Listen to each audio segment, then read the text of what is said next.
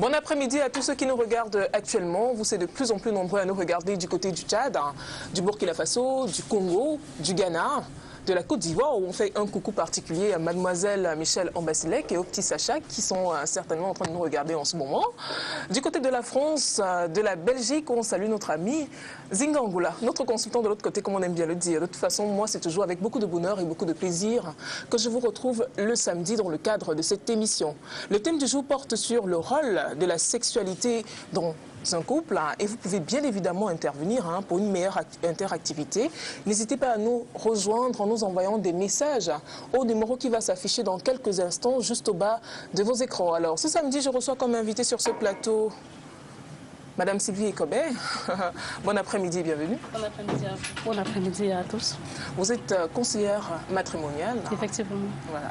Alors on a Judith Touala qui est avec nous aussi cet après-midi. Bon après-midi et merci d'être là. Audrey, et bon après-midi aux téléspectateurs. Alors on a notre consultant qu'on ne présente plus, Monsieur Somo Maurice. Bon après-midi. Bon après-midi Audrey, merci de m'associer une fois de plus à ce débat. J'ai en face de moi trois coquettes, trois belles dames. Et donc merci beaucoup. Je crains aussi que le sujet vous ait dicté un casting particulier, c'est-à-dire que dresser trois dames contre un seul homme, question de prendre avantage, je ne sais pas si c'est cela. En tout cas, on verra tout à l'heure sur le plateau. Ne me prêtez pas des intentions, Ah, d'accord, heureusement. D'accord, tout a été fait au hasard. Vraiment, il n'y a pas de mauvaises intentions derrière. Il n'y a rien contre vous, donc rassurez-vous. D'accord, ça me rassure. Alors, on va entrer, avant d'entrer de plein pied dans le débat, j'aimerais bien qu'on relève les critères qui définissent un couple, Monsieur Somo. Quels sont les critères qui définissent un couple?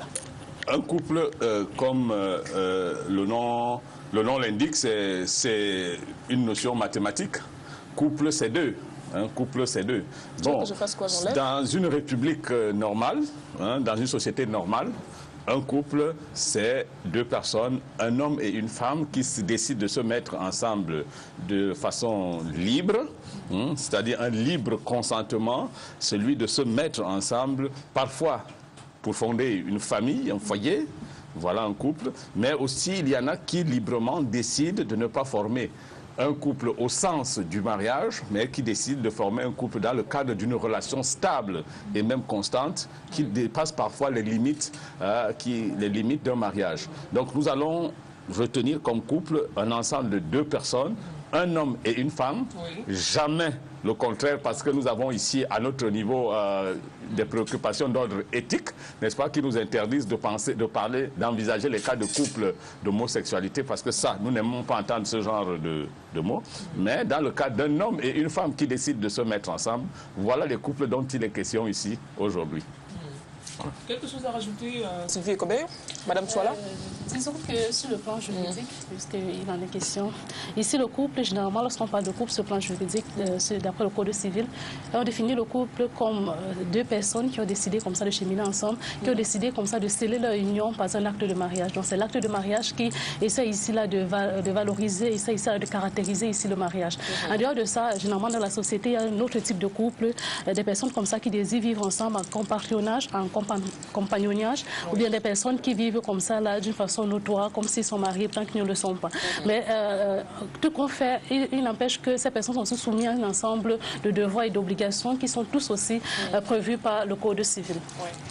D'accord, alors opposons ici deux thèses. Celle qui consiste à dire qu'il faut d'abord s'assurer des performances sexuelles de l'autre avant d'en faire sa partenaire, et une autre approche selon laquelle il faut plutôt se découvrir plus tard.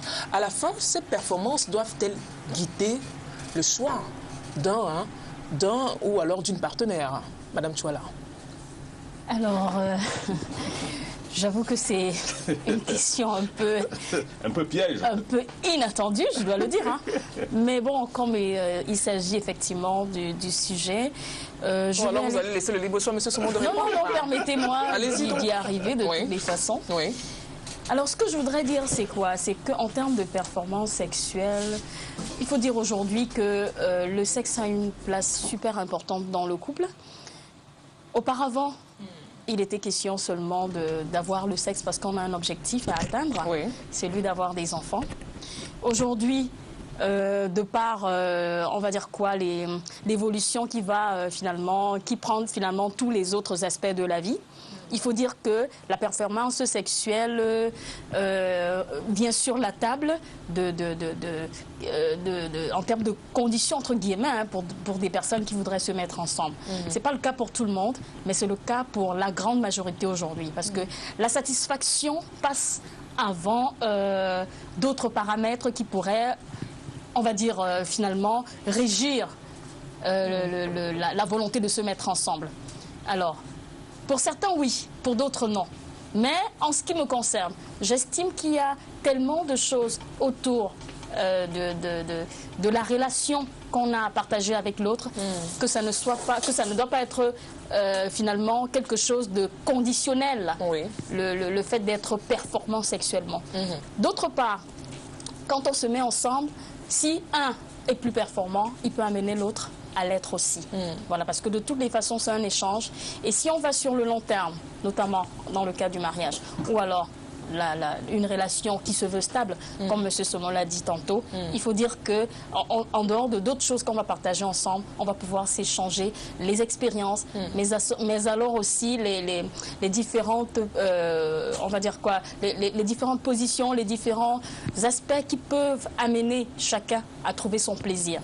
Donc pour certains, oui, il faudrait que ce soit, oui, et qu'elle soit à la hauteur, ou alors qu'il soit à la hauteur, pour qu'on envisage de sceller une union, ou alors de se mettre ensemble. Oui. Pour d'autres, c'est, bon, de toutes les façons, je l'apprécie dans d'autres aspects, dans le comportement. Oui. Donc si elle n'est pas suffisamment à la hauteur pour le côté sexuel, et que voilà, le partenaire estime qu'il est à la hauteur, il amènera voilà, son partenaire à suivre, quoi. Oui, j'aimerais avoir l'avis de M. Somon, hein, sur, là-dessus, ce que je veux dire, c'est que dans les premiers abords, il faut bien qu'on catégorise les choses, n'est-ce pas? Puisque dans une société, en général, c'est l'homme qui va vers la femme. Alors, si c'est l'homme qui va vers la femme, naturellement, la première chose qui attire l'homme vers une femme, c'est l'aspect physique. Bon, physiquement, on s'intéresse à une femme parce que chaque homme a un style de femme qui lui convient. En général, c'est ça. Oui. Bon, maintenant, passé l'aspect physique, il faut classer les autres éléments qui peuvent être... Bon, les gens vont parler du comportement. En fait, lorsqu'on voit une fille physiquement, on ne connaît pas encore comment elle se comporte. Donc, ça peut être le comportement, ce qui est l'attitude générale que l'autre, l'ensemble des conduites de l'autre qu'on apprécie. Ensuite, il y a la relation intime. La relation intime qui, elle, peut venir dans un plan suffisamment important. Regardez, dans la plupart des ménages, lorsqu'il y a des conflits qui rentrent dans des ménages, généralement, lorsqu'on va dans le cadre de ce qu'on appelle un arrangement, on constate, hein, il est facile de constater que les partenaires tournent souvent autour du pot. Ce n'est que plus tard que vous comprenez qu'en réalité, au plan de la relation intime, il y a quelque chose qui ne marche pas. Oui. Fondamentalement, il semble que tout tourne autour de là. Puisque la relation sexuelle dans un ménage peut faire et défaire les couples, en ce moment, on pense que pour une pérennité de la relation, il faut qu'on se rassure d'une parfaite concordance entre les deux partenaires sur ce plan. Sauf que une partenaire peut être performante pour un partenaire donné et ne pas l'être pour un autre. Oui. Et du coup, d'où la relativité de la notion de performance sexuelle. Oui. Bon, qu'est-ce que être performant sexuellement parlant? Être performant, c'est en réalité être à même de satisfaire les attentes de l'autre. Cela peut se faire pour l'homme, cela peut se faire pour la femme. Maintenant, je vais juste ouvrir une brèche au plan de la psychologie sociale. On dit, avec les affectivistes, que chaque être humain, surtout les femmes, ont dans leur constitution organique ce qu'on appelle des zones érogènes, qui sont extrêmement sensibles. Et qu'est-ce que vous allez constater? Votre homme vous amènera à l'extase, n'est-ce pas? Si en réalité, il est parvenu à découvrir vos zones érogènes. Mais il semble que lorsque votre partenaire ne parvient pas à le faire parce que c'est une recherche permanente, eh bien, qu'il y a ce qu'on appelle un sapeur-pompier qui passe par là et qui découvre cette zone érogène avant vous, à ce moment, il y a des risques réels de perdre votre partenaire. c'est pourquoi la notion de performance sexuelle, bien qu'elle soit relative, demanderait, à mon sens, que des partenaires, les deux, se découvrent d'une façon ou d'une autre en termes de performance pour s'assurer de la cohésion du couple. Sinon, on va ici vers un couple où l'un ou l'autre peut être frustré et finalement malheureux. Oui. Alors, oui, je dis toi là. Juste compléter un peu ce que M. Somo disait tantôt. En termes de zone érogène, c'est valable pour les femmes, mais c'est valable aussi pour les hommes. Oui. Donc c'est juste pour compléter, parce qu'effectivement, les êtres humains sont constitués, on va dire, de la même façon, sauf que maintenant, il faut pouvoir découvrir quelles sont les zones érogènes pour l'homme et valable pour la femme. Pour la femme. Alors, j'aimerais juste compléter en disant ce que M. Somo a dit, ce que Madame a dit, en disant que pour pouvoir découvrir dans les zones érogènes de chacun des partenaires, une bonne communication est aussi importante, que ce soit sur le plan sexuel, que ce soit sur tout autre plan.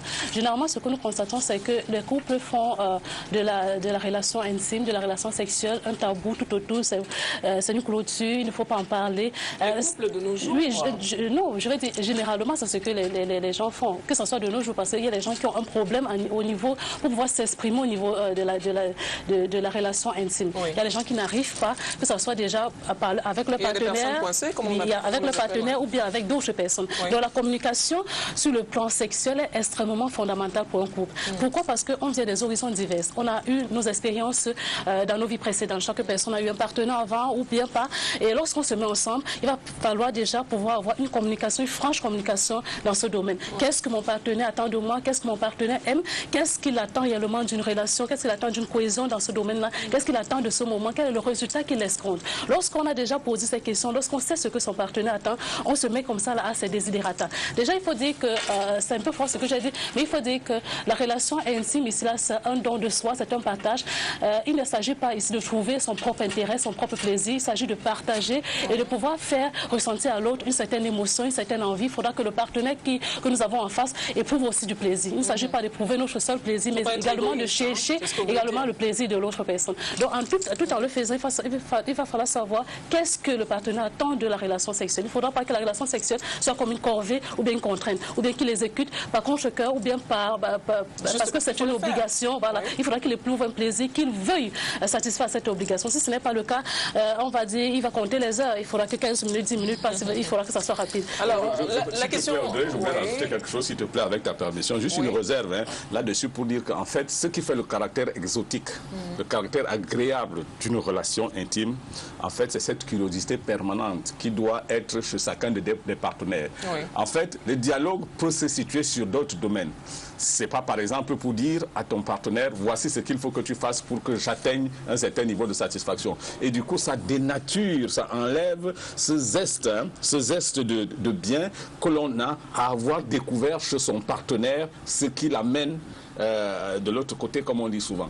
Donc, c'est vrai, on peut discuter, mais en réalité, vous ne demanderez jamais à votre partenaire, écoutez, dis-moi, toi, moi, comment tu voudrais que ça se passe pour que ça se passe bien. Ok, M. Somo, mais il y a bien des personnes qui le font.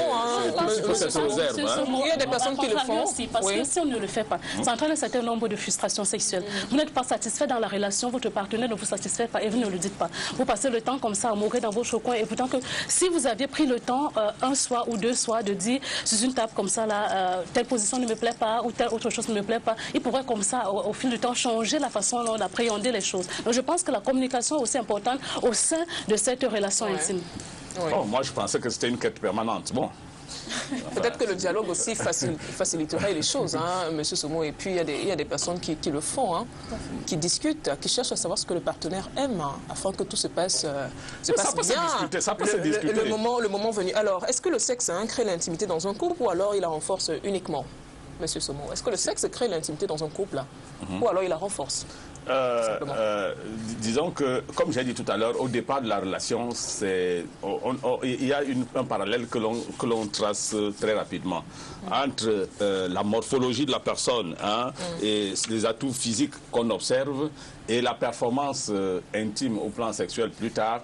On a très vite fait le rapprochement. C'est-à-dire, entre nous les hommes, par exemple, quand on se parle, on regarde une femme, on regarde sa constitution et nous disons, ah ben tiens, celle-là, ça peut être super. Donc, en fait, du coup, lorsque la relation arrive, elle peut dans une certaine mesure renforcer l'idée, hein, ou le fantasme, ou la représentation qu'on s'est déjà faite, ou dans une certaine mesure détruire complètement ce fantasme et on va vers une totale déception. Oui, ça peut être, le sexe peut venir renforcer, hein, l'attrait, ou si vous voulez le charme qu'on a reçu ou qu'on a vis-à-vis de l'autre, mais en même temps, lorsque les attentes ne sont pas véritablement satisfaites, il y a de fortes chances que ça détruise plutôt l'image ou la perception positive qu'on avait de l'autre. Oui, Madame Chola. Tout à fait. Je vais aller dans le même sens, hein. On va dire parce que finalement, quand vous avez une image que vous vous êtes faite en regardant juste une dame, vous vous dites, ou alors un monsieur, hein, ça va dans les deux sens, et que, voilà, quand vous arrivez à vous mettre ensemble et pratiquer le sexe, on va dire, et que finalement, vous n'atteignez pas, on va dire, finalement, vous n'arrivez pas à obtenir un plaisir, vous déchantez. Vous déchantez et du coup, évidemment, ça va repousser. Il y a certains hommes qui se plaignent que certaines femmes sont complètement amorphes, qu'elles ne participent pas du tout, voilà, on va dire, quand il faut avoir des relations sexuelles. Tout à fait. Donc finalement, elles ne réagissent pas et au sortir de là, mais franchement, celle-là, c'est une morte ou quoi? Elle ne réagit pas. Du coup, ça lui enlève l'idée, quelle que soit la beauté qu'elle avait, quel que soit le charme, les formes qu'elle avait. Ça fait déchanter. Ça, c'est peut-être pour celui qui fait passer le sexe en premier, Madame Chola. Non, c'est pas ça. C'est pas ça. Ça ne suffit pas parce que, effectivement, vous avez une personne avec qui vous partagez pas mal de choses, mais vous auriez aimé que ce soit, également sur le plan sexuel, que les choses se passent très bien, pour que ça fasse un tout. Alors, si sur ce plan, vous n'avez pas la satisfaction, quelque part, vous avez une frustration. Vous allez peut-être rester parce que vous l'appréciez, parce qu'elle a d'autres charmes, parce qu'elle a un autre comportement que vous appréciez bien, mais ça reste un problème pour vous. Maintenant, pour pouvoir résoudre ce genre de choses, effectivement, il faut en discuter. Il faut en discuter, comme Madame disait tantôt, il faut en parler parce que elle ne sait pas, peut-être qu'elle n'a pas l'expérience, peut-être qu'elle ne sait pas s'y prendre, peut-être que voilà, elle n'a pas eu à apprendre ce genre de choses, parce que l'éducation, il faut dire que c'est pas dans toutes les familles que l'éducation sexuelle finalement est mise. La dernière fois, c'est un sujet tabou encore. Tout à fait, ça reste un sujet tabou. C'est pas tout le monde, même comme on a une éducation sociétale, on n'a pas toujours, certaines personnes n'ont toujours pas finalement cette possibilité de s'exprimer auprès des copines, auprès des amis, de dire vraiment je m'en sors pas pour ci, ou alors comment on fait ci, comment on fait ça. Voilà, alors face à l'acte finalement, cette personne ne s'en sort pas. C'est valable pour les hommes. C'est valable pour les hommes. Vous êtes une femme, finalement, quand vous passez à l'acte avec l'homme, vous vous apercevez qu'il ne sait pas s'y prendre. Il est maladroit. Alors, du coup, vous êtes mal à l'aise. Il a beau être vraiment la personne que vous aurez pensé, que vous aurez souhaité avoir. Mais là, au lit, ça donne rien. Ça coince. Ça coince. Et donc, qu'est-ce qu'il faut faire? Il faut en parler, il faut en discuter, il faut l'amener. Il faut l'accompagner dans le process pour que vous soyez en cohésion, pour que chacun de part et d'autre puisse tirer le maximum de plaisir. Parce que de toutes les façons, comme elle a dit tantôt, c'est pas un problème de se satisfaire soi, c'est satisfaire son partenaire. Tant que son partenaire est satisfait, vous avez plus de facilité à être satisfait. Voilà, donc du coup, je me dis, c'est important d'en parler. Tant qu'on n'en parle pas, on est mal à l'aise, on est frustré, on grogne. Franchement, je vais faire comment avec cette personne et tout. Elle a dit quelque chose de très intéressant tout à l'heure. On compte les heures, on compte les minutes. Dis donc, il va finir par arriver quand? C'est ennuyeux. C'est ennuyeux, mais bon, ça se résout, ça peut se résoudre. Tout ça peut se résoudre. Ça se résout et puis, par le dialogue. Par le dialogue, voilà. Et la pratique.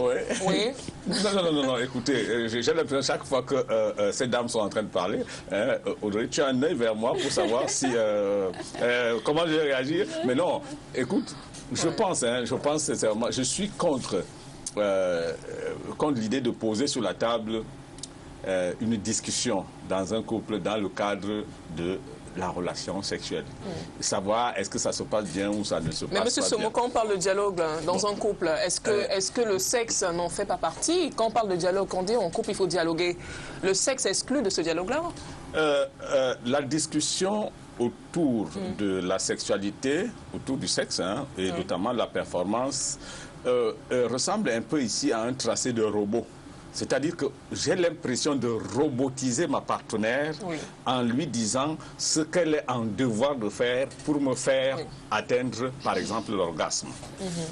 Car, à la vérité, je voudrais que de façon naturelle, hein, de façon spontanée, que mon partenaire ou ma partenaire se débrouille, comme on dit, se débrouille d'une façon ou d'une autre à m'amener, n'est-ce pas, à atteindre cette dimension sans qu'elle n'y soit disposée. Vous vous imaginez, vous rentrez dans une chambre avec votre épouse parce que vous avez déjà intégré en elle l'idée que pour que vous soyez à l'aise dans ce qui va suivre, il faille qu'elle vous déshabille, par exemple.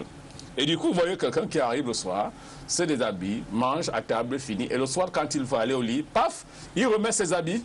Parce que madame va venir jouer son rôle de dégrafer le corsage, ou bien je ne sais pas comment ça se passe. C'est très robot. C'est pourquoi... vous allez me laisser terminer. Allez-y, bon, c'est pourquoi je pense que ce que j'appelle une quête permanente du plaisir et du désir doit se faire dans le cadre d'une relation strictement naturelle et spontanée, et que le dialogue a ce risque de stéréotyper la relation sexuelle et d'en faire plus un devoir en réalité qu'un instant. Ne même pas savoir si le gars vous dit « moi j'aime que cette histoire se passe à minuit ». Tous les jours, quel que soit le sommet que vous avez, à minuit 00, vous regardez, tchac, alors il faut lancer. Alors, vous voyez, il y a un problème quand même. On va donner la parole le discours est dangereux. Aux dames. Oui, je voudrais dire à M. Somo qu'il ne s'agit pas ici de robotiser en fait la relation intime. Il est important de dire qu'il y a certaines personnes qui éprouvent comme ça des difficultés à pouvoir arriver à leur satisfaction dans la relation sexuelle. Généralement, lorsqu'on instaure comme ça une certaine communication, il n'empêche pas que les femmes généralement n'ont le fait d'innover, d'apporter quelque chose de plus dans la relation. Il ne s'agit pas d'un tracé, d'un chemin qu'on doit faire tous les jours au quotidien. On peut apporter certaines innovations pour pouvoir casser la routine, parce que généralement, la cause même de l'insatisfaction sexuelle, c'est quoi? Ce sont généralement les premières causes, sont les difficultés de la vie courante, qui sont généralement les problèmes de santé, l'arrivée des enfants, parce qu'il faudra le dire que lorsque les enfants arrivent, la relation intime qui s'était créée comme ça, là, se désagrège parce qu'il y a la venue d'un autre enfant. Généralement, la femme elle-même ne se retrouve plus, elle perd son côté de femme pour prendre comme ça, pour épouser comme ça son côté de mère. Donc, elle n'arrive plus à pouvoir satisfaire au désir de son mari. Il y a la santé, il y a le problème du chômage également. Si on n'arrive pas à communiquer, lorsque notre mari rentre, lorsqu'on le désire, lorsqu'on veut passer ces moments avec lui et qu'il se refuse à nous, on ne saura pas pourquoi. Si on n'arrive pas à poser la question, pourquoi est-ce qu'aujourd'hui tu es tendu, pourquoi est-ce que tu ne veux pas telle chose, on ne saura pas pourquoi si on n'arrive pas à aborder ce sujet. Je me dis la communication est importante. Et également, la deuxième chose, je dirais, le plus grand facteur, c'est la routine qui s'installe. Lorsque la routine s'installe dans une relation sexuelle, le couple va comme ça à la dérive. Parce qu'il va falloir quelque part que la femme trouve donc certains moyens pour pouvoir innover, que ce soit la femme, que ce soit l'homme. Autant pour moi, parce que l'homme aussi est important. Parce que généralement, on disait, on jette souvent la pierre sur la femme. Ce n'est pas la femme de tout faire. Parce qu'on nous tasse généralement de planches et consorts, mais les hommes aussi sont également concernés. Il va falloir qu'à un certain moment, pour pouvoir casser dans la routine qui s'est installée dans le couple, il va falloir que chacun des partenaires essaie d'innover, de trouver quelque chose de nouveau pour pouvoir comme ça là éclore, pour pouvoir trouver une certaine harmonie dans le couple. Donc il est important de dire que la communication est également importante dans ce domaine-là. Donc ce n'est pas seulement importante. Voilà. Monsieur n'est pas d'accord. Oui, non, pas de communication. Je n'ai pas dit. La communication en général dans le cadre d'un couple, elle est importante. Mais la communication sur le plan de la sexualité, en termes de performance sexuelle, me semble être sujet à engluer ou à robotiser la relation. Voilà. Moi, je suis par contre d'accord qu'en réalité, que la femme comme l'homme se remettent en question tous les jours. Oui, c'est-à-dire que se poser la question de savoir est-ce que je suis en train de satisfaire mon partenaire ou non, et avoir l'idée qu'on ne l'a pas encore satisfait nous donne, n'est-ce pas, de la motivation nécessaire pour rechercher davantage. C'est pourquoi je mets ici la notion de quête permanente. Parce qu'il serait décevant pour l'un des partenaires, peut-être après 10 ans de mariage, de trouver que quelque part après, son partenaire a passé toutes ces années à l'assimiler. Il sera quelque part décevant pour ce partenaire de se dire mais je n'ai pas su donner du plaisir à mon partenaire et que toutes ces années, elle a enduré donc une corvée qu'elle aurait pu peut-être, par un dialogue, par exemple, petit truc pour pouvoir déceler. Donc, il est important de dire qu'il y a des personnes qui vivent dans les couples, mais qui passent le temps à ne pas pouvoir exprimer leur désir, je veux dire, à faire une certaine cloison parce qu'ils n'arrivent pas à s'exprimer. Donc, il est important de dire qu'il y a des gens qui sont en couple. C'est une forme de... Il est important de dialoguer, tout simplement, Sylvie Ekobe. Alors, certains couples qui vivent une relation normale peuvent, à la suite d'un accident ou alors d'un événement quelconque, décider d'y mettre un terme ou être contraints d'y mettre un terme. Dans ce cas-là, le couple peut-il subsister? Alors, il faut dire que ce sont des incidents de la vie ou alors des accidents comme ça qui nous imposent un certain rythme. Mais il faut dire qu'une relation doit être basée sur l'amour. Parce que quand on aime quelqu'un, quelle que soit la situation dans laquelle cette personne se trouve, il faut l'accompagner. Cette personne, déjà physiquement diminuée de par l'accident, se sent frustrée. Et si, en même temps, elle n'est pas capable de passer à l'acte, il faut dire que c'est doublement frustrant. Alors l'autre personne qui n'a pas été victime de cet accident est censée être la personne qui l'accompagne. Et trouver les voies et moyens pour que la sexualité perdure. Parce que c'est un besoin. C'est un besoin biologique. Alors donc, de toutes les façons, qu'on le veuille ou non, c'est important que ce soit présent. Et c'est à l'investissement des uns et des autres. Je veux dire quoi, éléments du couple qui doivent permettre de pouvoir lier davantage le couple dans la sexualité comme dans d'autres aspects de la vie du couple. Donc, l'accident, oui, c'est une chose. Ça peut arriver effectivement que peut-être qu'il y ait panne sexuelle, voilà, que ce soit pour l'homme ou alors pour la femme. Elle peut devenir frigide pour la femme ou alors l'homme finalement ne soit plus capable, voilà, d'être à la hauteur. Voilà. Alors, quand il arrive ces incidents, cette personne est malheureuse. Parce qu'il faut dire que l'acte sexuel, c'est bien. C'est pas moi qui le dirai. De toutes les façons. Alors donc, imaginez que cette personne ne soit plus capable de le faire en raison de l'accident. Ça fait mal et donc l'autre personne est censée l'accompagner. Voilà. Bon, si vous permettez, Audrey, permettez rapidement que je puisse dire quelque chose dans le sens dans la discussion de tout à l'heure. Parce qu'il a évoqué le côté robot qu'il a essayé de justifier. Mais je dis une chose, c'est que j'ai fait... Là, on revient un peu en arrière. Là. Non, ça va aller. Je vais dans ce sens. C'est pour que les téléspectateurs comprennent. Oui. On est rentré un peu en arrière, oui. Alors, il faut dire que avant qu'on en arrive effectivement à la panne, il faut d'abord vivre la relation. Si au cours de la relation, vous avez été finalement une personne qui subissait la relation, il y a beaucoup de dames qui ne connaissent pas l'orgasme. C'est valable, bon, quel que soit l'âge. L'avantage pour les hommes, c'est que c'est plus facile pour eux d'y arriver. Mais les femmes, c'est pas la même chose. Évidemment, les zones érogènes ne sont pas toujours toutes connues par les partenaires.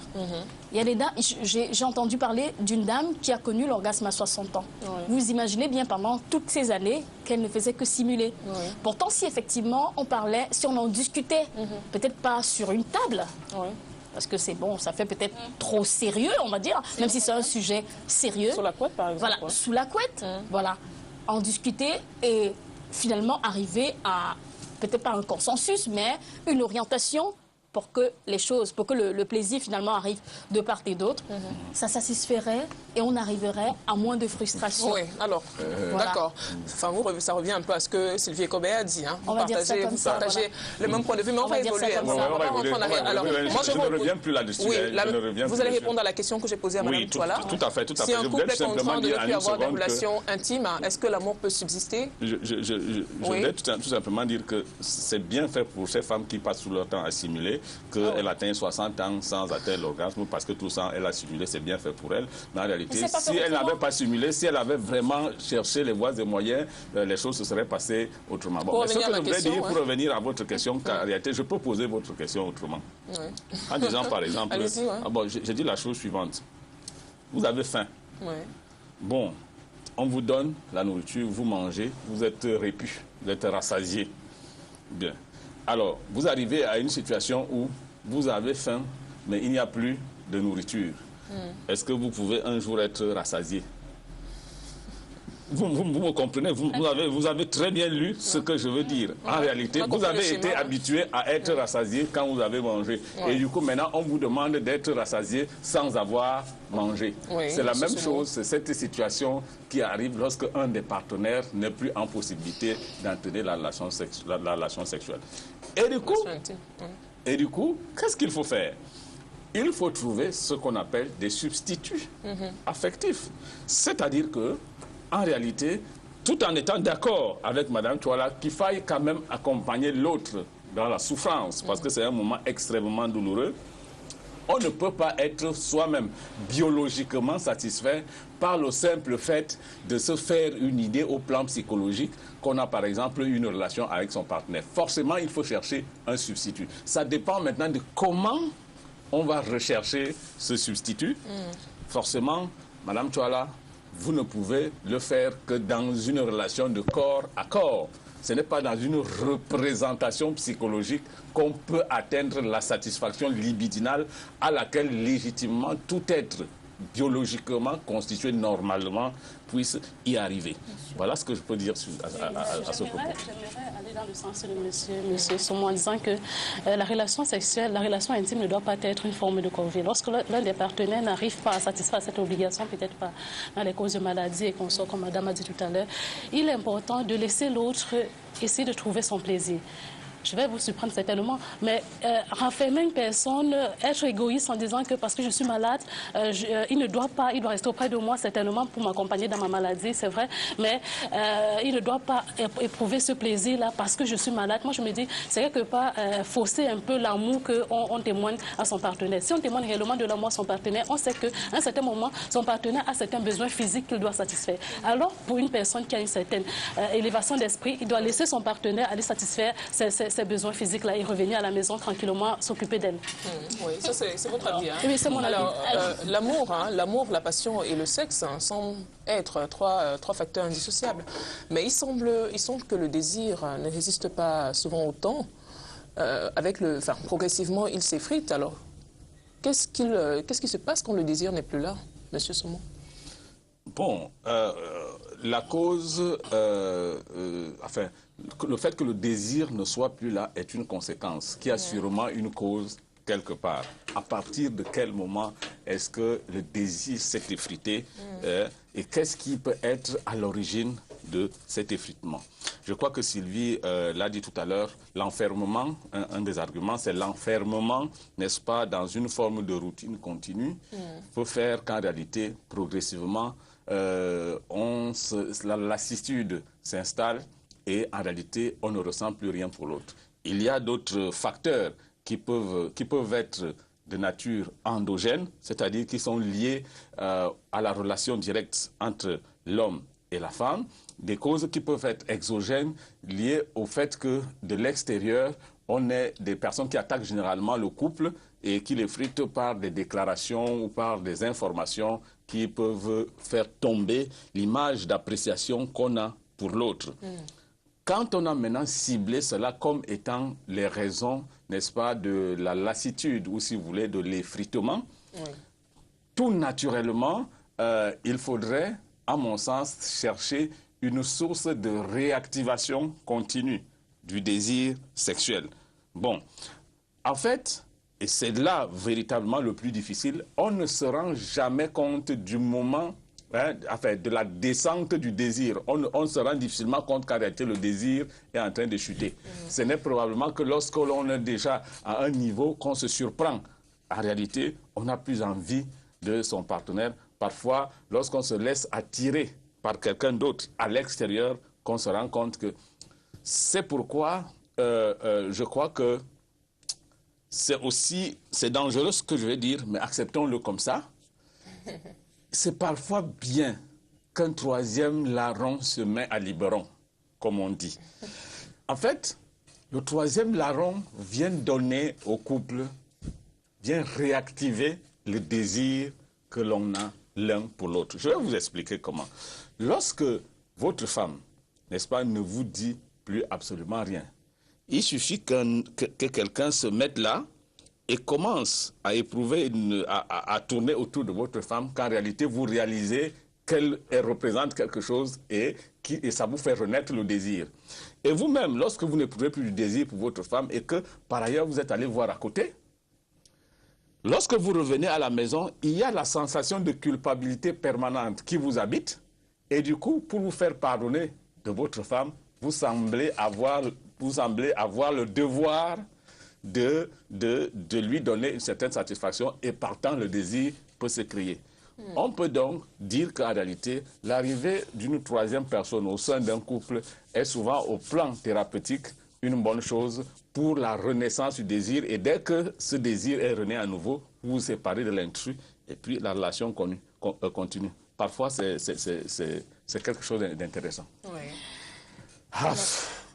Monsieur Somo, je ne suis pas très surprise dans tous les cas que vous teniez ces propos. Voilà. Je suis un peu moins surprise. Mais cependant, j'ai envie de dire que c'est une approche qui est développée par des personnes.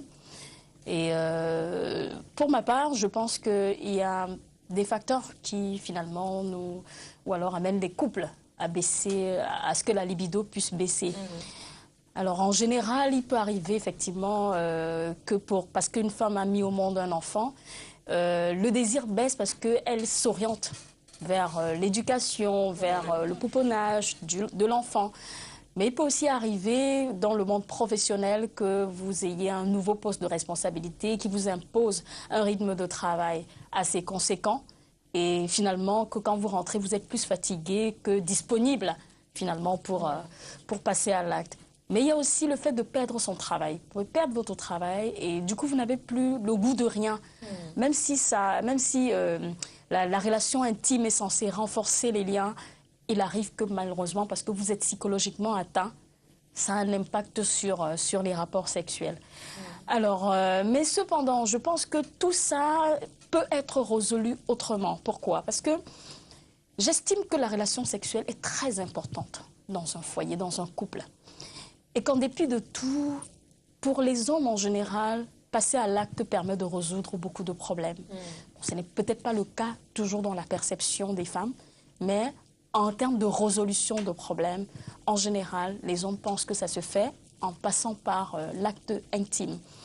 Alors donc j'estime une chose, c'est que parce que c'est un acte très important, il faut travailler autour de la question afin que ça n'ait pas d'impact dans le foyer. L'arrivée de la troisième personne, peut-être pour certaines, ça résolverait, ça pourrait résoudre le problème. Mais j'estime que ce n'est pas la on va dire la solution. C'est ça? C'est pas la solution la plus encourageante. Oui. Parce que j'estime une chose, c'est que ce soit une relation qui n'est pas basée sur l'acte même de mariage, que ce soit une relation stable et constante, comme vous avez dit tantôt, ça impose certaines valeurs, notamment le respect, la fidélité. Alors j'estime que si tout le monde pense qu'il faut être infidèle pour résoudre les problèmes de panne ou alors de baisse de libido, les couples s'effriteront. Oui, mais on a souvent entendu dire que la présence d'un, vous avez dit quoi, d'un troisième larron, voilà, d'un troisième larron permet de maintenir le couple. C'est ce qui se dit maintenant. Est-ce que c'est vrai? Ça, on ne sait pas. Alors, la plupart des personnes disent que le remède de l'homme, c'est l'homme, le remède de la femme, c'est la femme. Mais bon, je ne veux pas non plus aller dans ce sens parce qu'il faut explorer d'autres horizons. Il faut explorer d'autres horizons qui permettent que le couple reste sain. Oui. Et donc, par rapport à ça, les technologies ont été développées. Aujourd'hui, il y a les sextoys, il y a les clubs d'échangistes, il y a d'autres moyens de pouvoir rebooster la libido, rebooster la relation intime dans le foyer. Maintenant, c'est à chacun de pouvoir s'orienter vers ce qu'il estimera, on va dire finalement, bien pour son couple et s'orienter sans que personne ne soit heurté. Alors, il faut dire que la routine et les difficultés de la vie ont fait en sorte que le manque de désir est devenu le problème majeur des couples. Alors, comment le cultiver, comment le raviver? Le désir, je crois que le manque de désir, c'est un vrai problème dans la plupart des ménages, parce qu'en réalité, comme j'ai dit d'entrée de jeu ici, on tourne autour du pot, on tourne. C'est-à-dire que vous convoquez une réunion pour un couple qui a des problèmes.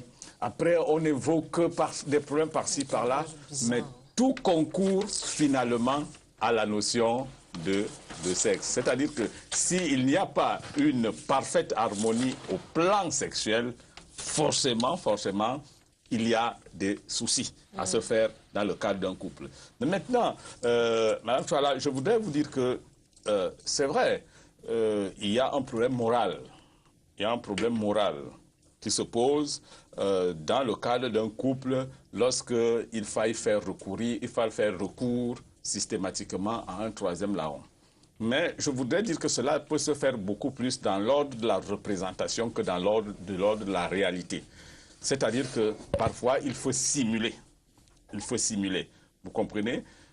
Beaucoup de gens me l'ont dit, j'ai expérimenté. C'est-à-dire que vous avez des soucis avec votre partenaire parce qu'en réalité, à un moment donné, elle n'a pas été disponible. Et lorsque vous n'êtes pas obligé ce soir-là de vous retrouver dans les bras d'une dame, mais tout simplement, peut-être vous êtes entre copains, vous avez l'habitude de rentrer à 19h à la maison, ce jour spécialement, 21h, vous n'êtes toujours pas rentré. Vous savez, le portable étant, madame essaye d'appeler, elle bip d'abord, puisque c'est comme ça les femmes, n'est-ce pas? Elle bip d'abord pour la première fois, après vous n'appelez pas, une deuxième fois vous n'appelez pas, la troisième fois elle décide d'appeler, vous ne décrochez pas, vous rentrez 23h, vous rentrez, visiblement épuisé et fatigué. Il commence à germer dans sa tête un certain nombre de questions. Est-ce que je ne suis pas suffisamment ceci? C'est pourquoi il est parti. Est-ce qu'en réalité, cette remise en question est fondamentale? Non pas parce qu'il y a eu un acte délictuel que vous avez posé, mais au plan de votre comportement, de votre attitude, vous avez poussé l'autre à ce questionnement. Vous comprenez? Et du coup, moralement, on n'a rien à reprocher à ce genre d'attitude. Voilà de quoi il est question. Si on se limite à ça, pour moi, ça va. Oui, j'aimerais revenir sur ce que M. Somo a dit tout à l'heure. Je dis, cette façon d'agir, c'est une forme de violence. De violence qui est insidieuse. Ce n'est pas une violence physique, mais elle est d'autant plus destructive qu'une violence, autant pour moi qu'une violence physique. Parce que si on commence à se refuser à son partenaire, si on commence à se dire, pour que je puisse inciter l'autre à pouvoir revenir vers moi, je commence à me refuser à lui, parce que cela va pouvoir resserrer comme ça les liens dans notre mariage. Mais l'autre personne va se dire, certainement, je ne suis plus aimée, je ne suis plus aussi attirante. Pour nous, les femmes, généralement, il ne m'aime plus, il n'éprouve plus de désir pour moi. Imaginez-vous ce que ça peut créer au sein d'un couple lorsque une personne se sent rejetée par son partenaire. Donc, je me dis, généralement, les couples le font sans le savoir. Lorsqu'on a des problèmes avec son partenaire, lorsque peut-être on a des problèmes sur le plan des enfants, le plan financier, on n'arrive pas à s'entendre. Le soir, lorsque le soir arrive, on fait chambre à part, ou bien on met le thé et les oreillers au milieu de nous, on ne veut plus. Ça, c'est nouveau, ça, je ne savais pas. On met les oreillers au milieu, alors. Généralement, ça se fait. Ah, d'accord. Au courant, généralement, ça se fait. Je reçois, non, je ne l'ai pas encore expérimenté, mais je reçois les couples qui le disent, parce que c'est mon travail. Je reçois les couples qui le disent, généralement. C'est une forme de dire à la personne que je ne veux pas avoir des rapports, parce que c'est une protestation, quoi. Protestation de la personne. Je me dis, c'est une forme de violence. On ne peut pas se refuser à son partenaire uniquement parce qu'on a des problèmes dans la journée, sur le plan peut-être des enfants et autres. Lorsqu'on le fait, c'est généralement pour nous les femmes, c'est pousser notre partenaire à aller dehors. Les hommes sont généralement peu enclins à accepter ce genre de comportement de la part des femmes lorsqu'elles n'arrivent pas à s'exprimer autrement que de se refuser à leur partenaire. Généralement, les hommes le font aussi. Mais nous, les femmes, lorsque nos compagnons, nos hommes le font, nous, on n'a pas tendance à aller dehors. Ce qui est le cas des hommes. Lorsque les femmes se refusent à elles, ils vont immédiatement dehors. Donc, j'interpelle comme ça les femmes de dire qu'il y a d'autres façons, de montrer son ras-le-bol, ou bien il y a d'autres façons de dire à son partenaire qu'on est mécontent de son comportement dans la journée, que de se refuser à lui dans la nuit, parce que ça l'incite comme ça à aller chercher ce qu'il n'a pas à l'intérieur, à l'extérieur. Donc il est important de soulever ce pan. Ça me rappelle quelque chose que M. Somo avait dit sur ce plateau il y a quelques mois. La femme a l'obligation, c'est bien ça? Oui, c'est ça. D'avoir des rapports intimes. C'est plus un devoir, c'est un devoir, une obligation. L'obligation, rappelez-vous, c'est obligé. Elle doit absolument. Oui, et il y avait eu, justement, on avait débattu sur ce que vous avez dit là. Alors, en nous rapprochant de certains ménages, il y en a qui nous ont révélé que leur partenaire était trop exigeant et parfois trop demandeur, au point où ils auraient des difficultés à suivre le rythme. Finalement, n'est-ce pas un danger pour le couple? Dangereux, dangereux. Dangereux, parce que ça, c'est une situation qui arrive généralement. C'est très difficile qu'on arrive qu'on constitue un couple où les deux ont eu un même rythme en matière de demande. Alors, bon. lorsqu'on est face à un partenaire trop demandeur, comme je l'ai dit tout à l'heure, pour ne pas dire trop gourmand, qu'est-ce qu'il faut faire? C'est ça la question, en fait. Bon, généralement, il faudrait que l'un fasse des efforts. On aurait tendance à dire qu'il faut chercher le juste milieu. C'est-à-dire le juste milieu consisterait à dire, OK, si c'est moi qui suis l'objet de la demande et que, bon, sur 3, 4 fois que la demande est exprimée, je cède une fois, bon, alors je vais faire un effort pour céder 2 fois. Et pour l'autre va dire, OK, comme je demande habituellement 5 fois, je vais essayer de demander moins et de me mettre à 3 fois. En général, c'est de cela qu'il s'agit. Bon, mais je crois que voir le problème comme ça serait une fois de plus robotisé. Est-ce que le dialogue, je vais poser la question, dame, est-ce que le dialogue dans ce cas-là, dans ce cas précis-là, n'aiderait pas, enfin, ne serait pas une solution au problème? Tout à fait, c'est ce que je pense. Je pense qu'effectivement... Votre fameux dialogue-là, vous allez arriver à dialoguer au point de dire que tu demandes trop, il faut remonter un peu. En fait, ce qui se passe, c'est quoi? C'est que chacun doit pouvoir trouver son équilibre dans la relation. Le but, ce n'est pas de frustrer l'autre. Si on va en cohésion, dans tous les sens. Alors, si l'autre se sent, trop... Enfin, si la personne qui subit, on va dire, finalement, se sent mal à l'aise, elle doit pouvoir en parler à son partenaire. Écoute, chérie, franchement, je suis pas ton rythme, c'est pas évident. Le matin, à 5h30, tu veux, à midi, t'en veux encore. À 18h, t'en veux encore. À 22h, t'en veux encore. Donc finalement, je m'en sors pas, ça me fatigue. Il faut peut-être trouver la bonne manière et le cadre réel. Je pense pas qu'on pourrait effectivement voir ça autrement, parce que le but, c'est quoi? Parce que après derrière, il faut bien que tu sois satisfait, moi aussi. Donc, il faut aller dans le sens de dialogue, mais surtout sans que l'autre ne se sente frustré. Madame Touala, vous revenez exactement à ce que je disais tout à l'heure. C'est-à-dire que vous ne pouvez pas être rassasié sans avoir mangé. C'est un principe qui s'applique dans les rapports sexuels. Si vous avez votre partenaire qui l'exige 5 fois, et que vous n'êtes capable de satisfaire que 2 fois, les trois autres fois, il ne va pas se contenter de ce discours que vous allez lui tenir. Il va chercher un substitut et c'est automatique. À votre avis, il faut rester là, subir? Vous ne restez pas là, vous ne subissez pas. En réalité, les médecins, les spécialistes, les sexualistes et tout le monde ont essayé de démontrer tous les bienfaits qu'il y a dans les rapports sexuels. C'est-à-dire que pour ceux qui les entretiennent tous les jours, il semble que ça a des vertus. Celui qui vous demande, qui est très exigeant, vous amène donc vers ces vertus, vers cet équilibre et homéostasique qu'apportent les rapports sexuels. Et du coup, vous ne pouvez pas refuser à quelqu'un qui vous amène vers le bien-être de ne pas le faire pour vous. Donc, ce n'est pas une question de je veux ou je ne veux pas. Quand un partenaire, un des 2 partenaires l'exige, cela doit être automatique.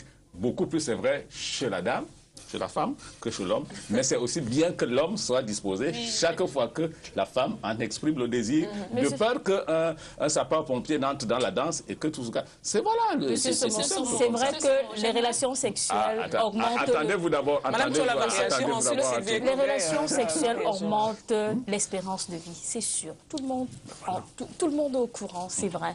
Ça a un impact psychologique énorme. Ça apporte un plus pour la santé. C'est le sport le plus performant, le plus indiqué. Ça lutte contre le cancer de la prostate. Il faut dire que ça a un impact sur le cancer du sein. Ça a tellement de vertus. Le sexe, c'est très bon. Il n'y a pas de doute. Cependant, toutes ces vertus, il faut être capable de pouvoir en tirer. Parce que dites-vous bien que quand vous êtes passive, une personne passive, et que c'est l'autre finalement qui est active, vous n'en tirez pas le maximum. Il faut participer. Alors, quand vous ne participez pas, à la limite, c'est fastidieux, c'est fatigant. Et la monotonie s'installe. Où sont les vertus quand on est fatigué, quand on n'en profite pas de ces moments? Non. Oui, il apporte toutes les vertus, c'est une bonne chose. Mais il faut que ces vertus ne soient pas seulement égoïstes. il faut que l'autre puisse en tirer également. Et pour cela, il faut être en alchimie. Il faut être au même niveau, en cohésion. Et pour qui est la cohésion? Il ne faut pas que l'autre se sente frustré. Oh non, franchement, encore lui, oh mon Dieu. À la limite, c'est pas jouissif. Non. Alors, Sylvie Ekobé, vous voulez dire quelque chose? Oui, j'aimerais ajouter à la suite de Mme Kala pour dire que la relation sexuelle, c'est un don de soi volontaire. C'est une cohésion comme ça entre le couple qui doit être fait sans excès, ni abus, ni violence. Lorsque déjà une personne éprouve comme ça une certaine forme de contrainte, lorsqu'il a l'impression que c'est une corvée, à ce moment-là, il ne jouit plus pleinement de cette relation. Ça tue le plaisir. Ça tue le plaisir. Il a l'impression de faire plutôt un devoir que de pouvoir profiter comme ça de ce moment qui est privilégié, ce moment d'intimité pour pouvoir resserrer comme ça les liens dans le couple. Ce que j'aimerais dire, c'est que ce que M. Somo disait, c'est que dans ses propos, on a tendance à croire que c'est généralement les hommes qui sont demandeurs. C'est faux. On nous a fait longtemps croire que les femmes n'avaient pas de désir, elles ne pouvaient pas être demandeuses. Généralement, nos mamans se laissaient passives comme ça dans la relation et n'éprouvaient pas comme ça un besoin de demander à un certain moment lorsqu'elles voulaient avoir un certain nombre de plaisirs. Ce que nous faisons maintenant, les jeunes filles, c'est que lorsqu'on a besoin d'avoir ces rapports avec nos partenaires, on ose comme ça aller vers lui pour pouvoir demander. Donc ce n'est pas exclusivement dans la relation le rôle de l'homme de demander à chaque fois qu'il a besoin à sa partenaire d'avoir ces rapports. Les femmes le peuvent aussi. Dans la relation sexuelle, avant, les femmes étaient, dans la relation intime, autant pour moi avant, les femmes étaient complètement cantonnées à un certain rôle. Elles ne pouvaient pas avoir de désir, elles ne pouvaient pas plus jouir de la relation, elles ne pouvaient pas exprimer leur désir. Les hommes étaient là, ils étaient là pour leurs hommes. Les hommes devaient exercer leur pouvoir, devaient prendre leur plaisir, exercer leur moment de plaisir. Et les femmes devaient être là lorsqu'ils avaient besoin. Donc on ignorait complètement l'aspect que la femme aussi est un être à part entière qui peut avoir ses désirs, qui peut exprimer ses désirs, qui peut comme ça jouir, qui a besoin de ressentir quelque chose. Lorsque l'homme avait besoin d'elle, il était là. Lorsqu'il prenait son plaisir, il partait, il ne demandait pas est-ce que ça t'a plu, comment est-ce que tu as ressenti, qu'est-ce que tu veux. Et c'était complètement comme une forme de relation à sens unique. Ce que nous préconisons maintenant dans le couple, c'est une relation partagée, bipolaire, c'est une relation dans laquelle chacun des partenaires peut s'orienter, peut s'épanouir, peut s'exprimer librement en disant toi également tu es un homme, tu as des désirs, moi qui suis ta partenaire, j'ai également des désirs. Donc il va falloir à un certain moment que les hommes apprennent que lorsque l'acte sexuel doit être posé, ne pas rechercher leur propre désir uniquement, mais rechercher également le plaisir de la partenaire qui est en face. Ne pas être égoïste une fois de plus. Voilà. Alors comment expliquer par exemple la réduction de la fréquence du sexe dans un couple avec les années, alors qu'au début la régularité était au sommet? Madame Chouala, avec les années, généralement, ce n'est plus trop ça. Comment ça s'explique en fait? Il faut dire qu'au début un couple après 15 ans, après 20 ans, après 25 ans de mariage, généralement, le désir est mort. Il faut dire qu'au début de la relation, comme toute relation, il y a beaucoup de flammes. C'est intense. On veut se découvrir. L'engouement du début. Oui, l'engouement, voilà. On veut se découvrir en permanence. On a le sentiment de se rapprocher au travers de l'acte intime. Cependant, il y a d'autres paramètres qui s'imposent dans la vie, notamment l'arrivée des enfants. Il faut les élever. Il faut frayer un chemin pour eux. Il faut grandir socialement. Donc, du coup, ces éléments prennent tellement d'espace dans la vie de tous les jours que finalement, dans les couples, la relation intime se voit diminuer au fil du temps. Maintenant, si on ne se concentre pas sur la relation à deux, parce que c'est très important, les enfants, c'est une chose. Maintenant, il y a la relation de couple, de deux personnes. Parce que de toutes les façons, ces moments qu'on partage à deux, c'est ces moments qui permettent de galvaniser chacun des partenaires à pouvoir mieux manager les problèmes de la vie quotidienne. Alors donc, si on botte en touche, ce côté-là, ça a un impact sur les autres choses. Et au fur et à mesure, on se rend compte, tiens, ça fait une semaine, ça fait 2 semaines, ça fait 1 mois, ça fait 2 mois, que finalement, il n'y a pas eu de rapport intime entre les personnes. Donc, je pense que c'est tellement important de se focaliser sur la relation à deux, afin que cette envie de l'un pour l'autre ne s'estompe pas. Parce qu'il y a tellement de facteurs qui viennent de l'extérieur, qui nous imposent un rythme de vie, que finalement, on perd ce côté. Et malheureusement, quand ça arrive comme ça, il y a les vautours, voilà, qui sont autour. Mais il y a aussi le sapeur-pompier qui va récupérer Et ça aura un impact sur le couple. Finalement, il n'y aura même plus de relations, on arrivera à des cas de divorce. Combien de divorces aujourd'hui sont prononcés? Et quand vous regardez le nœud du problème, c'est les rapports sexuels. La sexualité dans ce couple-là. Tout à fait. Alors moi, j'aimerais savoir, que deviennent les membres d'un couple qui n'ont plus de rapport intime? Des frères et sœurs, des amis? Monsieur Somo? Oui, en réalité, c'est une situation qui est difficile à vivre chez certains, mais qui roule naturellement chez d'autres personnes. En fait, chez certains, ils n'ont même pas le temps de se rendre compte qu'ils ont mis un terme à leur rapport sexuel, tellement ils sont préoccupés, absorbés vraiment par d'autres choses, par les problèmes de la vie, exactement. Je suis très, très d'accord avec la belle analyse que Mme Chouala vient de faire.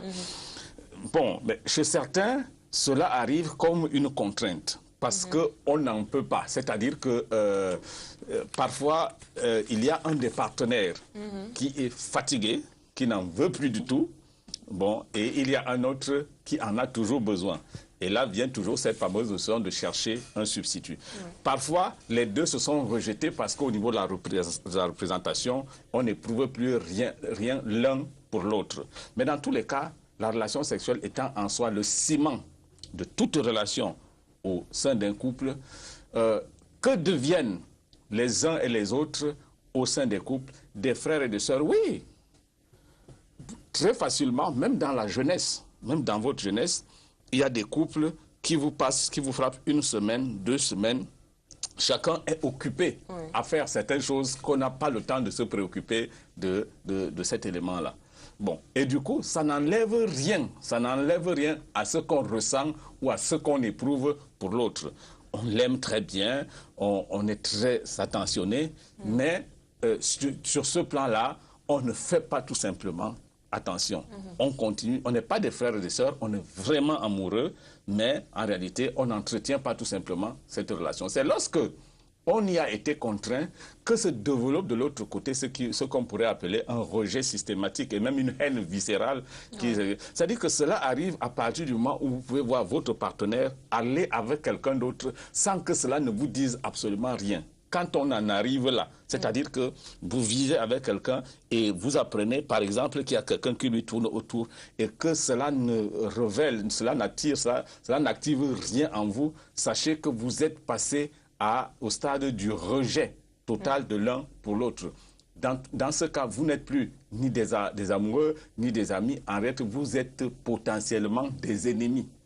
C'est-à-dire que la majorité, n'est-ce pas, des meurtres qui ont été relevés le sont lorsque les deux partenaires sont passés à ce niveau-là. Soit c'est un crime passionnel parce qu'on aime trop l'autre et on n'accepte pas que quelqu'un s'en accapare, ou alors parce qu'on n'éprouve plus rien pour l'autre, mais l'autre est comme un poids dans l'épanouissement de soi. On cherche les voies et moyens pour s'en débarrasser et se reconstituer une nouvelle vie avec quelqu'un d'autre. Dans les contraintes qu'on a de devoir trop attendre, les procédures administratives trop compliquées, on cherche la voie la plus courte, on s'en débarrasse et voilà.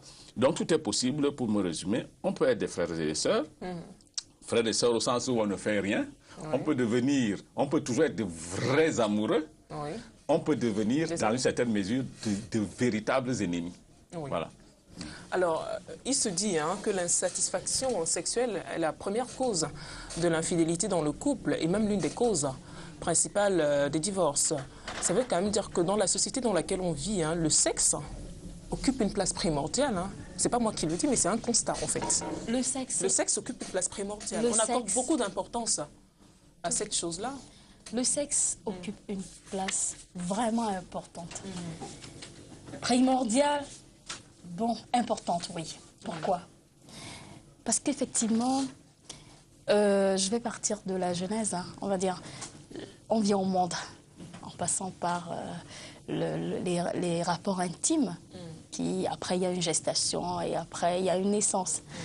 À côté de ça, même dans les cercles exotériques, on use du sexe pour être élevé en tirant les énergies. Il faut dire que les couples se brisent parce que soit il y a un sapeur-pompier, soit il y a un vautour en femme Vous avez bien la notion de sapeur-pompier. Tu passes par là, je l'ai piqué chez vous. Soit. Pour dire que quoi? Pour dire que le sexe a une place importante dans notre société. Les gens utilisent le sexe pour grandir en échelon, pour assujettir un subalterne. C'est-à-dire que, je dis n'importe quoi, hein, un chef de village qui veut avoir la domination sur les notables, sur ces sujets, prend les femmes de ces sujets, ça vous rabaisse. Le sexe, même dans les lieux de service, parce que les gens ont des rapports intimes ensemble, ça a un impact sur le positionnement. Le sexe a tellement une place dans la société que qu'on le veut ou non, il s'impose. Et donc, par rapport à cet aspect, j'estime que il faut pouvoir bien canaliser les choses pour que ça n'aille pas dans tous les sens. Dans le cas de figure où la relation est stable ou alors dans une relation de mariage, je pense qu'il faut pouvoir développer afin que ça reste vraiment de manière objective à lier les relations, la relation qu'il y a dans le couple. Que ça n'aille pas dans tous les sens, que ce ne soit pas un profit pour l'un ou pour l'autre, c'est-à-dire tirer le maximum, que ce soit pour l'un ou pour l'autre. Donc, dans le sens du couple, oui, mais le sexe reste super important dans notre vie de tous les jours. Regardez bien dans la vie, quand vous voyez une femme qui n'est pas sexuellement satisfaite, elle est coincée, elle est mal à l'aise, elle est nerveuse, elle va crier sur vous pour rien du tout. Ou alors un homme à qui la femme s'est refusée, mais un enseignant, il va donner 0. Ah bon, c'est ça. Ah bon. Machala.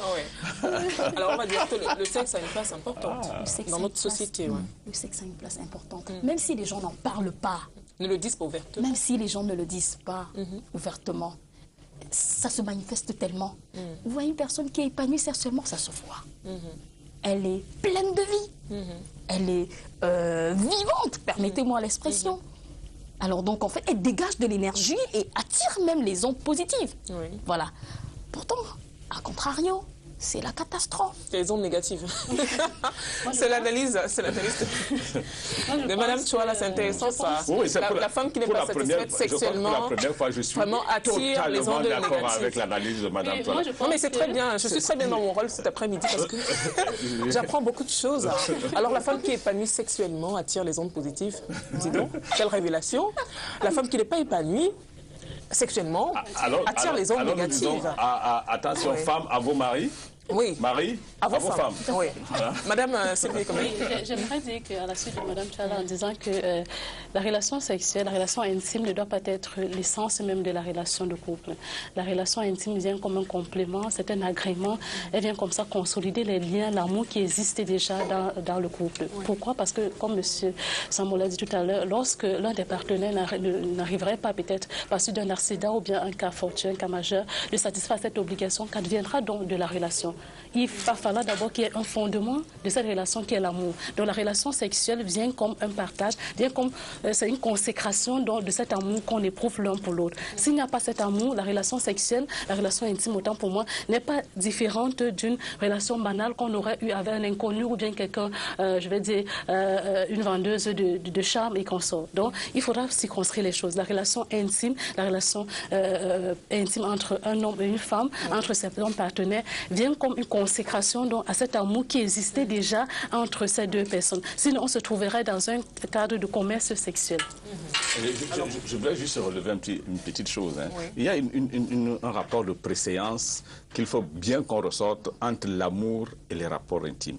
Qu'est-ce qui vient avant l'autre? Est-ce qu'on aime l'autre avant d'avoir eu des rapports intimes avec lui, ou bien on l'aime à partir de la performance qu'on a découvert dans les rapports intimes? C'est une question extrêmement délicate. La plupart des hommes vous diront d'accord, ce qu'on éprouve pour l'autre avant, ça peut être un désir plus ou moins superficiel. En réalité, l'amour naît dès lors que, sur le plan sexuel, on y a trouvé une certaine satisfaction. Alors, désirer quelqu'un et être amoureux de quelqu'un, c'est deux choses bien différentes. C'est pourquoi je pense que, contrairement à ce que Sylvie disait, moi je pense que la relation intime ne vient pas en support à une relation amoureuse déjà existante, mais que la relation amoureuse, elle commence réellement dès lors qu'en réalité on a un rapport intime et qu'en réalité on est satisfait par cette relation. Bon, c'est vrai, c'est là où hommes et femmes sont souvent piégés. Quand les hommes vont généralement chercher une femme, disent, bon, attends, tu dis que tu m'aimes, mais en réalité, c'est que lorsque nous allons passer à l'acte, tu vas cesser de m'aimer. Bon, c'est vrai, c'est tout à fait logique. Le moment des rapports intimes sonne ou donne la véritable orientation à une relation. Elle s'arrête là, ou alors il n'y en aura, ou alors elle naît à partir de ce moment. Des rapports intimes sont donc en réalité l'acte fondateur de l'amour entre deux personnes. Ouais. Alors on va rappeler aux téléspectateurs qu'on va ouvrir le téléphone, on va ouvrir la ligne pour ceux qui aimeraient participer à ce débat. Le numéro de téléphone s'affiche juste au bas de vos écrans, mais en attendant qu'on ait le premier téléspectateur en ligne, Monsieur Somo, nous supposons, on a quelqu'un en ligne. Allô? Allô? Oui, bonsoir, madame. Oui, bonsoir, madame. Comment vous appelle? Oui, moi, c'est Jeannette. Oui. Je voulais appuyer ce que la dame qui est passée là tout à l'heure venait de dire. Oui. En fait, la relation sexuelle, franchement, pour moi, une relation sexuelle n'exprime pas la réalité du cœur. Oui. Il faudrait qu'il y ait d'abord amour, afin que, puisque le sexe pour moi c'est quelque chose de banal. Si vous n'êtes pas amoureux, cette relation sexuelle ne sert à rien. Donc il faut d'abord être amoureux, car il n'y a pas d'amour. Oui. On peut faire l'amour, on peut baiser avec n'importe quel. Excusez-moi l'expression, parce que c'est comme ça qu'on le prend. Vraiment. Faire l'amour, c'est mieux. C'est moins choquant pour ceux qui vous écoutent actuellement. On a des enfants qui nous regardent. Oui, on vous écoute. La dame, je suis d'accord avec elle. Il faut d'abord être amoureux afin compléter. D'accord. Donc, moi, je suis d'accord avec elle. Bonne journée à vous. Bonne journée, bon après-midi à vous. Merci d'avoir apporté votre contribution à ce débat. La ligne est ouverte, je le rappelle encore, donc vous pouvez évidemment nous joindre. Il nous reste quelques petites minutes, donc dépêchez-vous de nous appeler. Monsieur Somo, nous supposons qu'en ce moment, il y a beaucoup de jeunes personnes qui nous suivent avec beaucoup d'intérêt. Alors, vous les panélistes, qui êtes en même temps des éducateurs, dites-nous à quel moment un jeune peut commencer à être sexuellement actif. C'est très important d'ouvrir cette brèche-là parce qu'effectivement, il y a beaucoup de jeunes qui nous suivent et lorsqu'on parle comme ça des phénomènes de sexualité avec extrêmement d'aisance, ils peuvent penser qu'en réalité, c'est quelque chose qu'ils peuvent expérimenter très tôt. Et surtout qu'il y a des adolescents qui nous suivent, qui sont en plein plongée dans l'époque de leur puberté avec toutes les pulsions libidinales que cela implique. On va d'abord prendre le téléspectateur, Monsieur Somo. Oui, allô? Il est parti, vous pouvez nous rappeler, on a encore quelques minutes devant nous. Non, j'étais donc disant qu'en réalité, avec la période de la puberté et à ces pulsions qui attirent, n'est-ce pas, les jeunes vers des relations de ce genre, je crois qu'il y a un certain nombre de dispositions qu'il faut prendre pour se situer dans l'approche théologique. La relation sexuelle ne commence que lorsqu'on s'est mis véritablement en couple et qu'en réalité, on peut la vivre totalement. C'est une situation où on ne peut jamais penser qu'on est en retard. Mais tout le monde ne peut pas attendre un jour d'être en couple, maritalement parlant, pour entamer ces relations. Dans tous les cas, pour la première fois avec les dames, je suis d'accord avec vous qu'il y a un dialogue permanent qui doit être un dialogue pédagogique, celui d'éducation, notamment des parents au niveau des foyers, de telle sorte qu'il faudrait avertir des personnes qui, après un certain âge, ce qui est l'âge de la maturité, qu'il faut situer autour de 21 ans, n'est-ce pas? C'est à ce moment précis qu'il faut très logiquement commencer à vivre cette expérience en s'entourant d'un certain nombre de précautions qui sont édictées par les parents et les éducateurs qui sont chargés et qui se connaissent mieux dans ce domaine. Dans ce domaine-là. Sylvie Ekobé, quel conseil pouvez-vous donner aux jeunes qui nous regardent afin que leur sexualité ne devienne pas un calvaire? Je vous repose la même question. Mais, disons qu'il faudra d'abord être déjà mature, comme M. Somo a dit tout à l'heure, et pouvoir comme ça assumer cette relation intime. Parce qu'il n'est pas facile pour une personne qui n'a pas une certaine maturité. On va prendre le téléspectateur en ligne. On a quelqu'un en ligne, allô? Est-ce qu'on a quelqu'un en ligne? Allô? Oui, allô, bonsoir, monsieur. Allô? Oui, allô? Bonsoir. Bonsoir. Oui, comment on vous appelle? Bonsoir. Bonsoir. Comment on vous appelle? Monsieur Jean-Marie. Oui, monsieur Jean-Marie, vous voulez apporter votre contribution à ce débat? Oui, madame. Oui, on vous écoute. Madame. Oui. Par rapport à la déclaration de monsieur Somo, Oui. il dit que l'acte sexuel est la base même de l'amour. Oui. Que dirais-tu donc de ceux qui se font de passer à l'acte?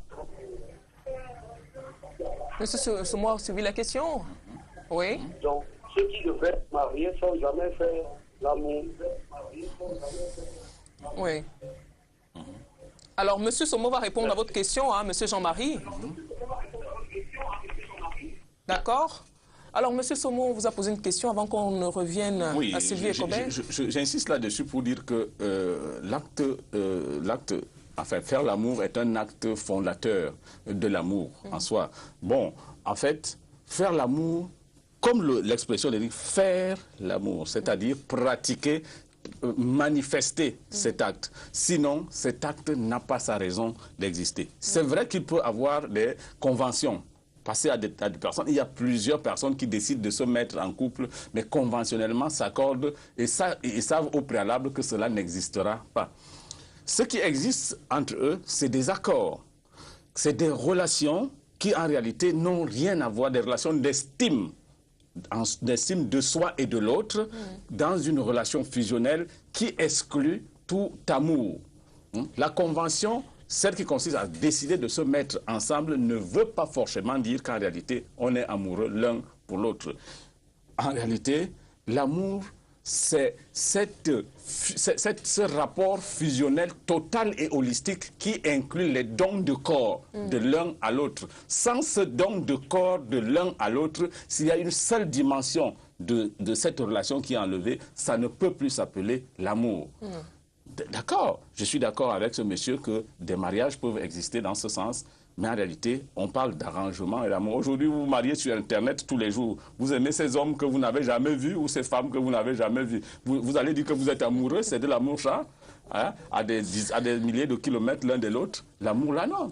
C'est des opportunités que vous saisissez comme ça dans la vie. Vous décidez de vous mettre ensemble. Je suis amoureux au téléphone. Je suis amoureux par Internet. On peut tomber amoureux d'une personne sans l'avoir vue. Hein. C'était juste une parenthèse. De toute façon, là n'est pas le débat. Sylvie Ekobeng avait la parole. Oui, j'aimerais juste encore continuer avec M. Somo en disant que ce qu'une femme attend d'une relation sexuelle... Quel conseil pouvez-vous prodiguer aux jeunes qui vous regardent afin que leur sexualité soit en une minute, en disant que ce qu'elle attend généralement, c'est l'affection, c'est l'attention et être considérée comme une partenaire à part entière. Une femme ne veut pas être considérée comme un objet sexuel. Donc d'où ce que je disais tout à l'heure, pour l'amour est déjà au début de la relation, avant la relation intime en soi. Bon. Je venais pour dire que pour les jeunes, ce que conseillerait généralement aux jeunes, c'est se dire qu'il faudra d'abord qu'ils puissent déjà être capables d'assumer cette relation intime et être mature d'abord. Être mature, comme je disais, comme M. Somo a dit, qu'ils soient capables d'assumer ces relations intimes parce qu'il n'est pas facile d'assumer comme ça une relation qui est faite de façon clandestine. Lorsqu'on n'est pas marié, il va falloir assumer cette relation et quelque part aussi trouver la personne qu'on aime. Faire l'amour avec quelqu'un qu'on aime est tellement épanouissant que de faire l'amour avec quelqu'un qu'on n'aime pas, par devoir, par contrainte. D'accord. Alors, on espère qu'on va avoir encore quelques téléspectateurs en ligne. Hein. On va conclure cette émission dans quelques minutes. Donc, vous pouvez nous appeler. Le numéro s'affiche au bas de vos écrans. Hein. Mais la dernière question que je vais poser, hein, je fais un tour de table. Je commencerai par M. Somo. Si le sexe doit jouer un rôle, selon vous, dans le couple, quel serait-il idéalement? Allô, allô? Oui, on va prendre le téléspectateur en ligne. Hein. Oui, allô, bonsoir. Oui, bonsoir, je suis Bilois Jean depuis Yaoundé. Oui, Bilois Jean, bonsoir. Vous voulez apporter votre contribution au débat? On vous écoute. Oui, c'est pour appuyer la contribution de Sylvie et de la téléspectatrice qui venait d'intervenir là tout à l'heure. Oui. C'est très vrai leur intervention parce que moi, j'ai une vingtaine d'années, j'ai connu une fille qui, le rapport sexuel ne disait absolument rien dès le départ. Oui. Elle voulait absolument être avec moi. Elle me disait même, mais écoute, c'est pas encore l'occasion. J'ai compris que c'est pas l'acte sexuel qui intéressait cette fille-là. Oui. Et j'ai compris que l'acte sexuel, en fait, vient consolider. Parce qu'en fait, si vous êtes avec une copine ou une femme que vous appelez votre copine ou une femme, s'il n'y a pas l'acte sexuel, à un certain moment, ça va s'arrêter. Maintenant, il faut d'abord cet amour qui doit d'abord régner avant l'acte sexuel. Et j'avoue que la femme, il faut le dire, je suis un homme, il faut le dire, la femme aime d'abord l'homme, l'homme pas l'acte sexuel. L'homme aime toujours d'abord le sexe. Oui, je suis d'accord avec vous. Oui. Peut-être pas partagé, mais la femme aime d'abord l'homme comme ça. La femme ne met pas le sexe en premier. Je suis d'accord avec vous, oui. Voilà, Mais l'homme, oui. Voilà, c'est après que le sexe vient en deuxième position sur la femme. Oui. Donc il faut d'abord cet amour avant l'acte sexuel. Oui. Merci beaucoup. Monsieur Somon ne sera pas d'accord, je sais, mais je suis vraiment d'accord avec le téléspectateur. Et comme on dit souvent, c'est une vérité vraie, malheureusement. Il y a des femmes qui tombent amoureuses des hommes après l'acte sexuel. C'est-à-dire qu'elle a devant elle un homme qui ne lui dit absolument rien. Mais immédiatement après les rapports intimes, elle en devient totalement amoureuse. Alors, c'est pourquoi je vous dis... Il y en a aussi qui aiment sans avoir, sans avoir eu des rapports intimes avec cette personne. C'est une question de sémantique.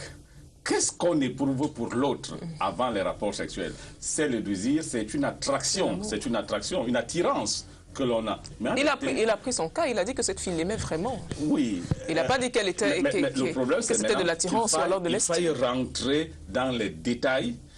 Si je pouvais avoir une discussion en off avec lui, je lui poserais 1, 2 ou 3 questions pour lui démontrer qu'en réalité, cette fille avait sûrement des intérêts à être avec lui, pas forcément des intérêts financiers.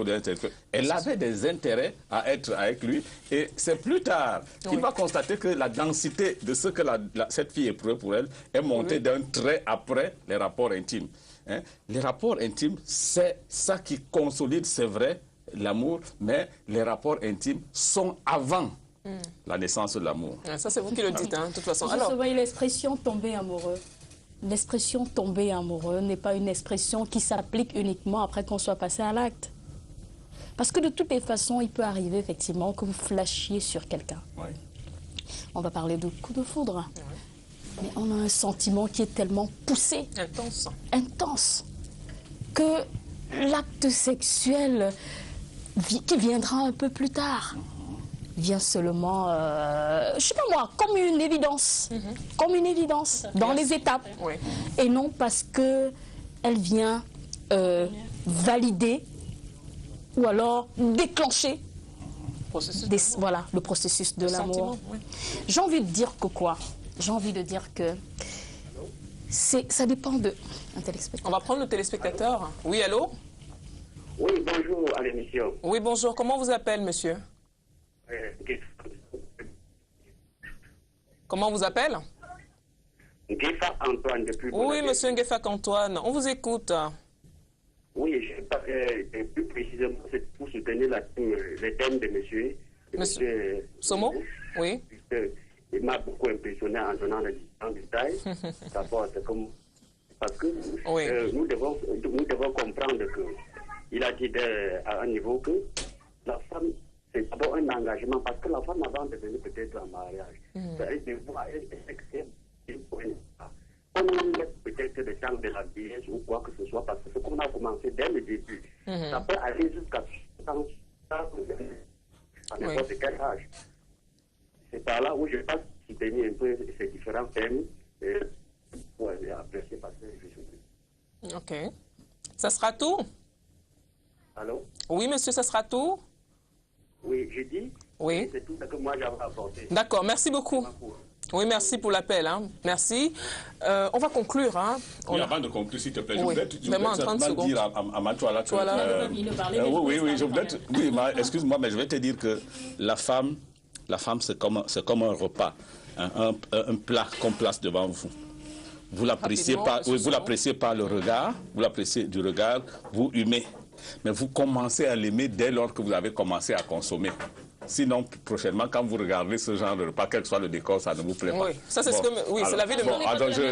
Oui, c'est l'avis de M. Somo. Ah, d'accord. Les hommes et les femmes, c'est pas la même. C'est pas la même planète. Si le sexe, dernière question, on répond vraiment en 5 secondes, on va conclure. Si le sexe... On va conclure. Si le sexe doit jouer un rôle, selon vous, dans le couple, quel serait-il idéalement pour l'homme et puis pour la femme? Avant qu'on ne nous coupe en direct, parce que j'ai comme l'impression qu'on va nous couper en direct, on répond en 2 secondes. Oui, le sexe est fondamental. Il est ce que j'ai dit au départ, l'acte fondateur de la relation. Un point, un trait. Il n'y a pas de relation solide, durable et vraie sans rapports intimes. Ouais, on va donner la parole à Sylvie quand même. Le sexe, la relation intime dans le couple, c'est comme un complément. Elle vient comme ça elle vient consacrer comme ça, consolider la relation qui existait déjà entre les partenaires. C'est une démonstration de l'amour qui existe entre les partenaires. Elle vient comme ça sceller dans le lien, renforcer dans les liens qui existent entre les partenaires. Puisque si on ne peut pas avoir des relations intimes avec un autre partenaire, il est indispensable d'avoir une relation intime avec son partenaire. Oui, Madame Chouala. Le sexe est important, capital, même à la limite, dans un couple. S'il n'y a pas de sexe, il n'y a pas d'épanouissement. Cependant, il faut aimer. Parce que quand on aime, le sexe est davantage juteux. Oui.